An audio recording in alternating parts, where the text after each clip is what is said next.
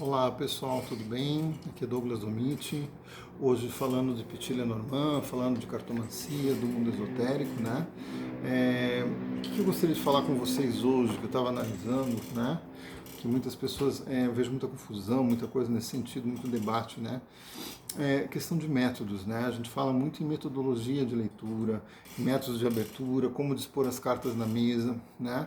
E esses tempos eu estava conversando inclusive com a Odete, né? A Odete Maza, né?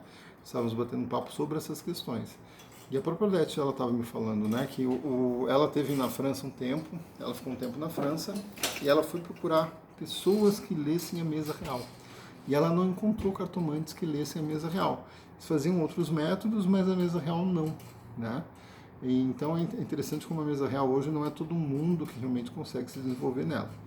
Tá? Mas como é que nós estávamos falando disso, Odete? Nós estávamos conversando nessa questão, ela estava falando que no início as cartas foram usadas de uma forma sem metodologia, né? Eles deitavam as cartas na mesa.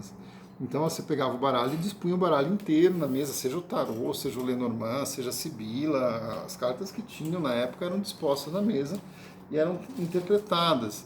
Você olhava aquilo que estava perto e aquilo que estava longe do consulente. Então essa é a base da mesa real. É você deitar todas as cartas na mesa e olhar o que está perto e o que está longe. Assim que começou a análise da mesa real, há muito tempo atrás. Depois, com o tempo, é que se começou a se colocar métodos, né? Mandala astrológica e outros métodos para tentar organizar essa questão da leitura das cartas. Mas a forma começou por aí, né? Segundo até a Odete, que na nossa conversa nós estamos falando disso, sabe? E tanto que tem alguns cartomantes mais tradicionalistas que eles, por exemplo, eles não conseguem ver, permitir você analisar a mesa real e as casas da mesa real, né? Eles falam que não, as casas não devem ser olhadas. Você deve colocar o que está perto e o que está longe, né? Com as cartas na mesa. Esses são os cartomantes mais tradicionalistas. Não é o caso meu, eu uso um pouquinho das casas, né? Mas hoje eu acho que muita gente usa. Mas a gente sabe que antigamente não se usava isso, era deitar as cartas na mesa.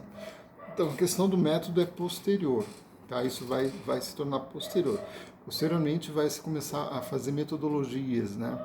Criar metodologias e vai começar a se perceber coisas dentro dessa mesa real.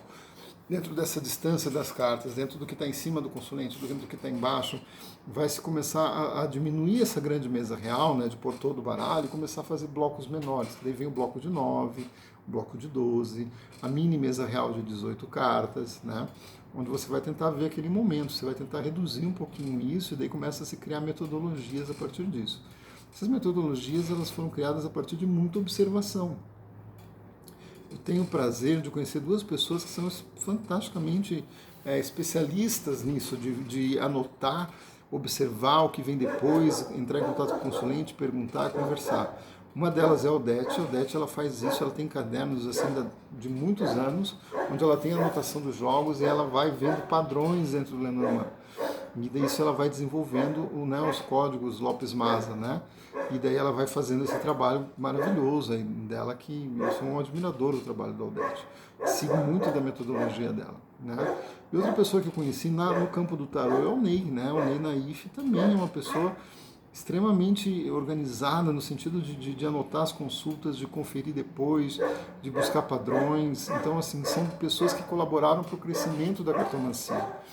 Tá? Então, a mesa real é um método que demora tempo para você adaptar ele, para você entender o mecanismo dele. Tá? Mas é um método que eu sou suspeito, mas eu acho que é um método que sempre vale muito a pena a gente se dedicar um tempo à mesa real, mesmo que você vá jogando. Eu mesmo comecei a trabalhar muito com o Lenormand, com a mandala astrológica. Com o tempo que eu fui me aprofundando na mesa real e me senti seguro para ler a mesa real. E hoje todas as minhas aberturas são com a mesa real, né? Principalmente a primeira mão. A primeira mão é sempre a mesa real. Aí que eu consigo realmente ver muito do que vem na vida do consulente. Tá? Então é um método mais complexo mesmo. Mas é interessante você dedicar o seu tempo para entender melhor a mesa real. Tá? Então os métodos têm essa forma, esse surgimento surgiu dessa forma, se desenvolveu e a partir disso começaram a se usar muitos símbolos, muitas histórias né, como a cruz celta, o próprio símbolo da cruz, o triângulo, o quadrado, foram se utilizando as figuras geométricas, né, e fundamentados principalmente na geometria sagrada para começar a criar métodos de leitura, né? e se utilizar desses métodos e foi evoluindo muita coisa, tá? Mas tradicionalmente se deitava as cartas na mesa para ler, tá certo? Esse é um processo interessante a gente entender como isso aconteceu. Tá? Boa semana a todos, me sigam nas redes, aqui é Douglas Domit, tanto no YouTube, tá? Como no Instagram.